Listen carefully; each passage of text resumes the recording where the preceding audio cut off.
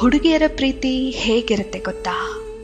ಅವಳು ನಿಮ್ಮನ್ನ ಪ್ರೀತಿ ಮಾಡೋಕೆ ಶುರು ಮಾಡಿದ್ರೆ ಅವಳ ಪ್ರಪಂಚನೇ ನೀವಾಗೋಗ್ತೀರ. ಅವಳು ಹೂ ಅನ್ನೋದು ತುಂಬಾ ಕಷ್ಟ, ತುಂಬಾ ಯೋಚಿಸ್ತಾಳೆ, ಸಮಯ ತಗೋತಾಳೆ.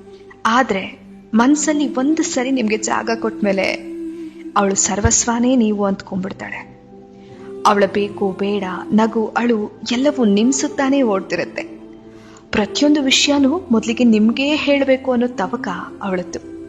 ನಿಮ್ಗೋಸ್ಕರ ಏನನ್ ಮಾಡೋದಕ್ಕೂ ತಯಾರಾಗಿರ್ತಾಳೆ, ಹಾಗೆ ಮಾಡ್ತಾಳೆ ಕೂಡ. ನಿಮಗಾಗಿ ಇರೋ ಬೇರೆಲ್ಲ ಆಯ್ಕೆಗಳನ್ನ ನಿರ್ಲಕ್ಷಿಸ್ತಾಳೆ.